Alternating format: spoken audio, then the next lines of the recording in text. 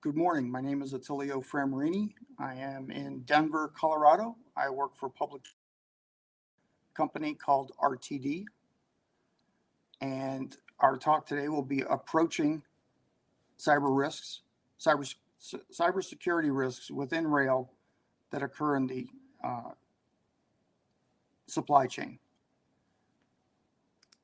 All right, let's get this to screen share. And here we go.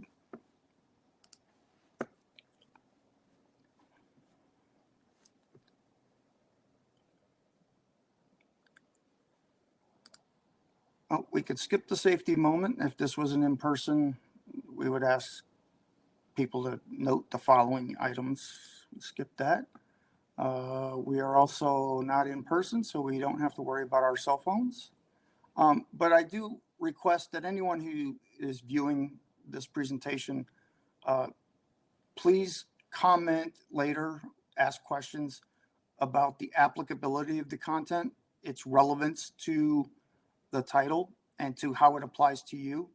The delivery of this presentation via online mechanisms. And if there are any improvements, critiques, please do not hesitate. I take them freely and will do my best to incorporate them in the next presentation. A little bit about myself. As you know, I work for RTD, which is the public transportation in Denver. I'm now here almost 11 years now. Before I moved into Colorado, I was an IT manager at a USF Federal Credit Union in Tampa, Florida. Prior to that, I was the director of IT at a welding consumables manufacturing plant, ATTC, American Torch Tip. I was in the Navy, so my electronics background applies, and I was trained for 57 straight weeks with no vacations, mind you. Radar systems, identify friend or foe, TACOMs, and assorted other specialty electronics. I have certifications. I do some private consulting on the side for people, give commentary, review security plans, risk assessments. And on occasion, when asked, I will actually go and test their security. I love to play chess.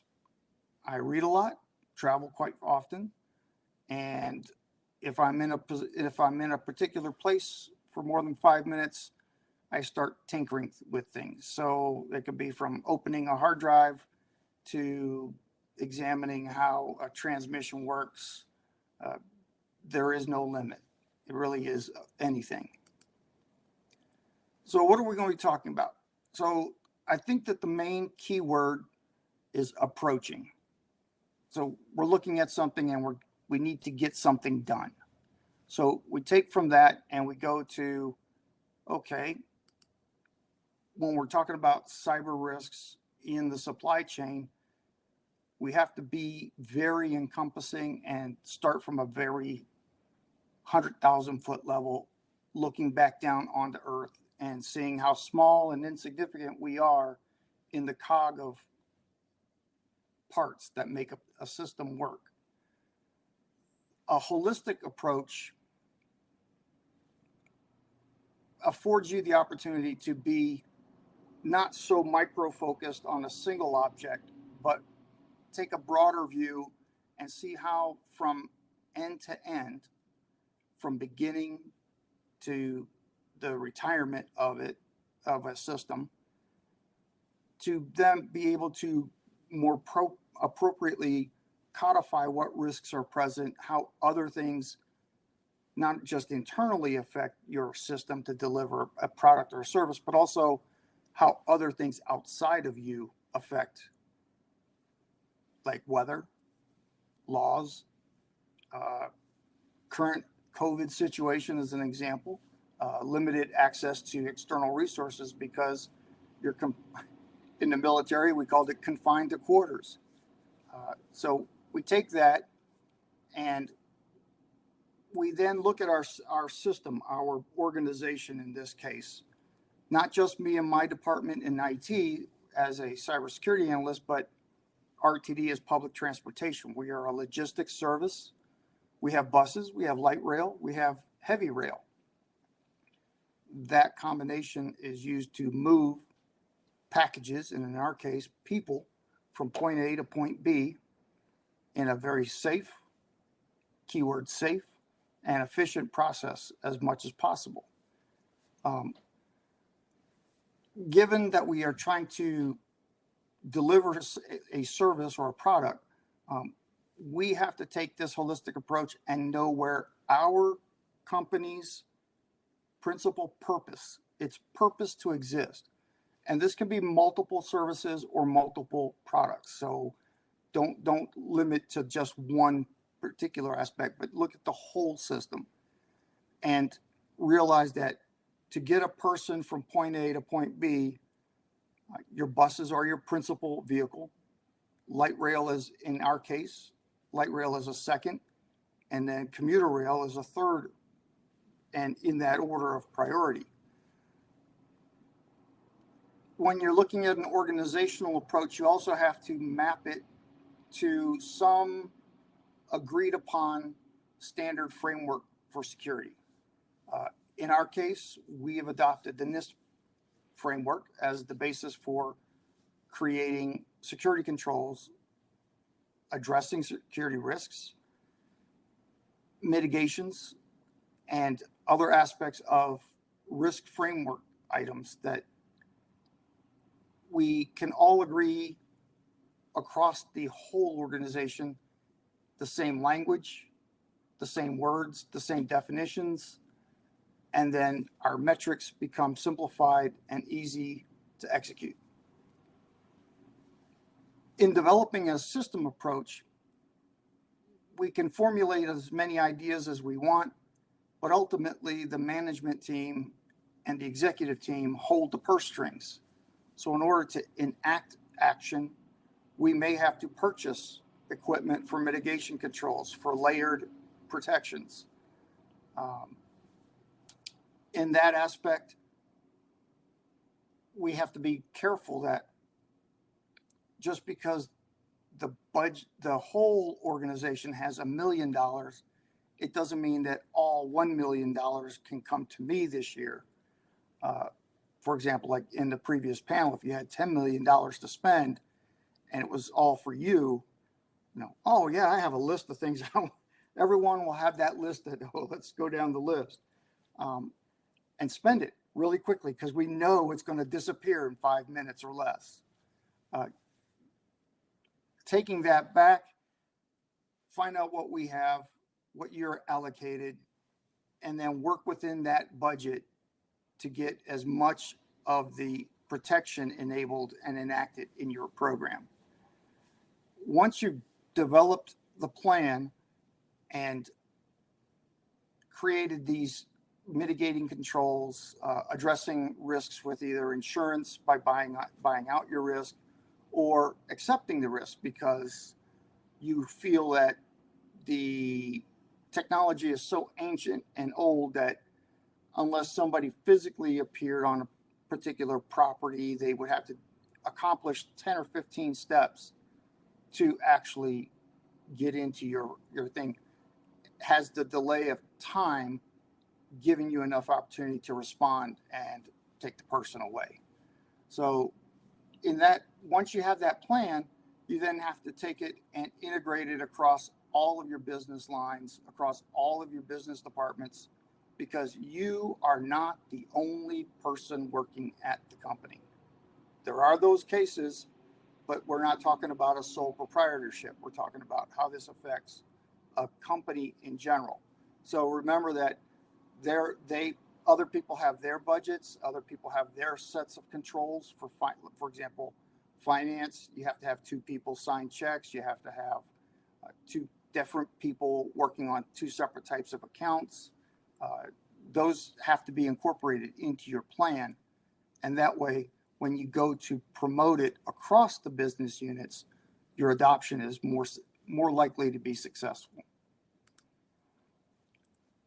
So in the holistic approach method, when you're looking at the organization, you're looking at a way to involve a whole bunch of people, because I could not possibly elaborate all the complexities or risks that are present in delivering bus service.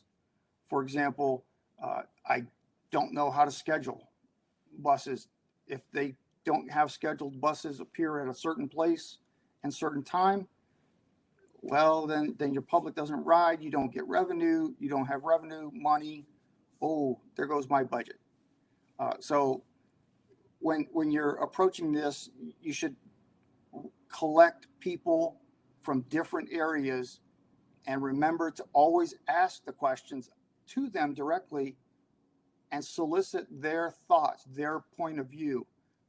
How a person in maintenance fixing tires and brakes and that department may see how to address risk in a totally different way and mitigate it with simpler techniques.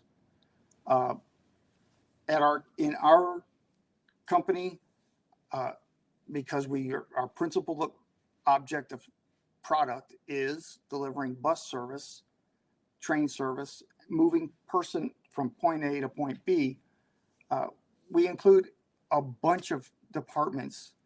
And one of the things that we've not developed before, but it's coming to fruition now, is a data privacy section. We are bringing in people for physical security, the engineering departments, our legal departments, our procurement department. These departments help in even small points along the chain of the process. Their impacts and their opinions should be taken as early on as possible. You should not say, well, we'll deal with legal towards the end when we finally get the contract written. Legal can offer you many strategic advantages in the early part formation of your plan that you will likely overlook when you get down to the end. Fixing that plan to make legal happy may take a little longer than you think. And the same goes with procurement.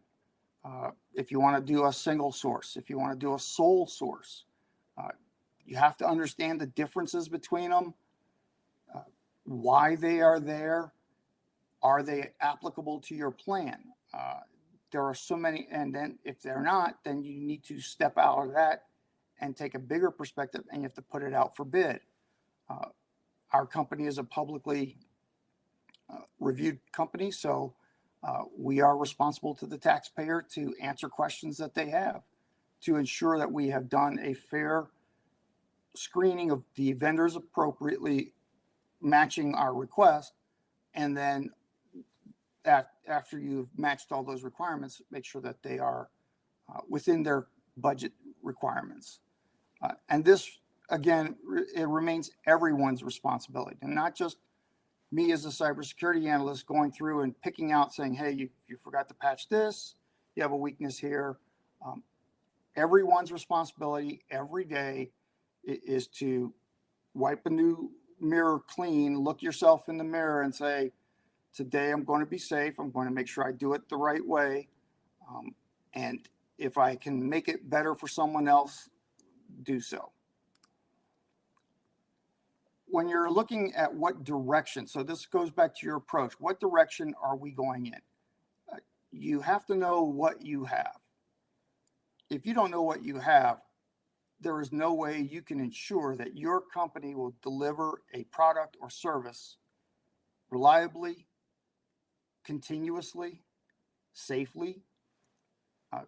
The getting parts for your tires to replace on a bus, for example. Did you get them from a known reputable vendor? Is it the same vendor as before? What is their method of making sure that your product is safe?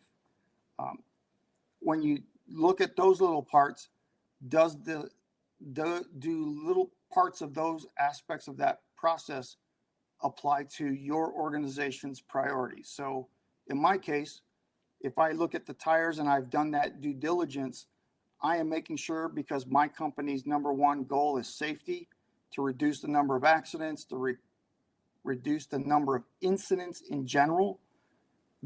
I'm making sure that my due diligence supports that priority so that my company's critical process, which is to move a person from point A to point B, is ensured, reliable, and safe. In that context, we also don't want extra stuff. And a lot of, what do you mean? Well, my tires don't have an RFID chip in them. My tires don't need a little panel on the outside in an LED form telling me if my pressure on the tire is going low. I just need a tire that is guaranteed to move 100,000 miles. It will wear at a certain rate and will not explode if driven on. So that kind of brings me to an overall, when you know what you have. So you think you know what a tire is. I assure you there's a lot of things that go into making a tire that will amaze you. So as a trivia sidebar, we can ask, how many lines of programming code were used to create the game of Pong? Now, Pong was built in 1972. It was a stand-up arcade game, and literally just one paddle on one side of the screen, one paddle on the other, and you just moved your little dial on the controller, and the little white paddles would go up and down, and you would bounce the ping pong ball across the thing. And the answer to the trivia questions, interestingly enough, is 0. There were no lines of programming code ever used in the game. And the reason is that it was built using discrete chips, and this is the actual circuit diagram of the Pong game. And when I refer back to that previous question, what do you know? Know what you have. Now, I'm an electronics technician by training. I can go through this schematic and tell you there are OR gates, AND gates, amplifiers, transistors, capacitors. I can identify each piece, and I can signal trace this entire diagram and tell you what the respective outputs are with an oscilloscope and a voltmeter, and get you a very, very good answer. I challenge you to think about the app you just downloaded to your phone, the software you're using on your computer workstation. Millions and millions of lines of code, not necessarily by the same person. I mean, we can look at Microsoft products and see that, oh, well, it's a copyright of this, and it's using some portion of libraries from here, using other libraries from over there. So imagine all those unknowns, and then say, well, I need an engineer to take a look at this, or an electronic technician, and tell me if the code is right, if they have all their input validations done. What? Input validation? Oh, we don't do that. That was taken care of by the developer of the original source code.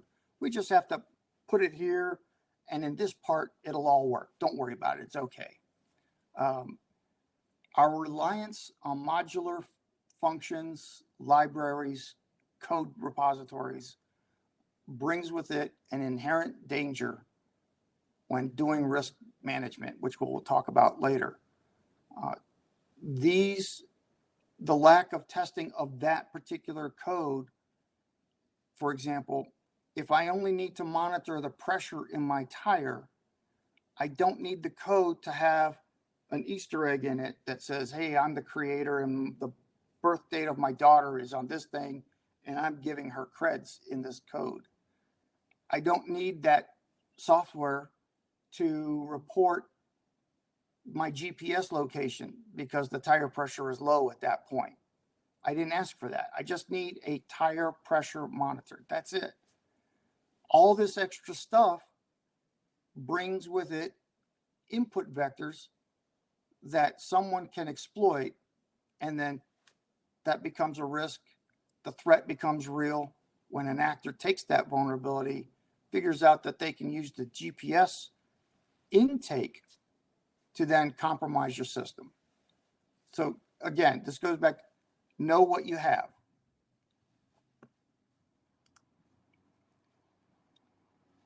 When you're adopting a system or framework for security purposes, there are many to pick from. There is no one guaranteed magic answer, but the principles remain similar across all frameworks. The idea is that you're trying to make everyone work to the same goal, the same metrics, the same language. NIST, in my case, helps you identify risks, mitigate them, and it allows you to then have the basis of making policies for computer access, account access, controlled access for any physical spaces. The policies then set the standards from which your employees can be held accountable. Do this, make it work, be in the right place. Did you write your name in the book? Very similar fashions. Did you use 2 keys? Did you use 1 key? The adoption of standards and a security framework and principle also helps you respond to an incident in a more uniform fashion. When you have a type of incident that happens, these 8 people are called every single time. The repetitiveness of that brings with it a comfortability factor that you are addressing the risks, you're mitigating them, you can manage them correctly, and ultimately have resilience and recovery baked in that you will now can then perform a lessons learned. And if you have to address those risks more specifically, then you are able to do that. One of the things that we are realizing the benefit of is after adopting a NIST framework, we are also being asked to have oversight, have audits, and our incident response teams. We are actually, even though the finance team has its own, IT has its own, cybersecurity has its own, physical security has its own, we are able to bring those standard responses into uniformity, and then our audits are being successfully passed every time. We have a few minor tweaks every now and then regarding who responded and in what order, but we are then bringing forth the documentation to support why we did it. And it's always good to have somebody labeled as a scribe whose sole purpose is to not interact, but kind of be that person in the background watching us and helping us do our jobs correctly. The one part that, as a project manager in my previous job, previous role here at RTD, one of the things that I was able to do by using the NIST framework was to incorporate that language into our vendor contracts. I set minimum standards for the software that has to be delivered.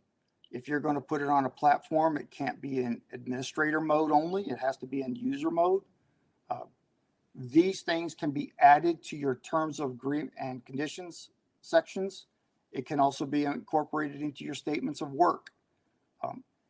Do not miss this opportunity to set the base and the minimums early on in the contract, because a lot of people will kick the can down the road, and then when you get down to the end,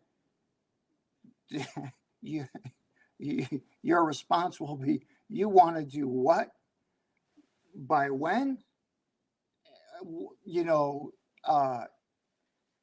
That look will remain priceless. So put that in your contracts. And there's a NIST publication, SP 800-161, which will help give you some ideas of how to incorporate it into your contract, along with some framework guidelines to set. So you're trying to establish a minimum baseline. And don't forget to increase that baseline to drive your vendors to meet the next goal coming to you coming downstream. For example, PCI. We just finished 3.2. We're going to be at the next version. Is your vendor ready to pass a PCI test? Is it in your contract? Is it in your contract to enforce if they don't have that provision or haven't kept up with the changing standards? Yes, it will cost you a little bit of money, but it's better to be prepared now for 1 year, 3 years, 5 years down the road. You know they're going to require it then. What about multi-factor authentication? Are you asking your vendor to get that ready in place now so whatever solution is available 5 years from now, you can adopt it and incorporate it with the minimal amount of change? And of course, the money, people.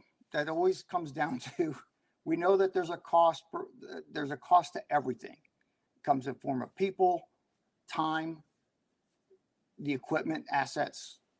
So when you're trying to get management support, you yourself have to present information to them to help them say yes to your request. You can start by doing what they call a criticality analysis, in which you're analyzing lines of business in your environment and inside your systems. Verify, is this a critical item or not a critical item? Do I need tires to run the bus? Yes, you do. Do I need an air conditioner? Not really. You can always pop the vents on the bus and drive faster, and the wind will help cool it down. Windows do open, stuff like that. So you do have to know what is the critical part of getting that bus to move a person from point A to point B.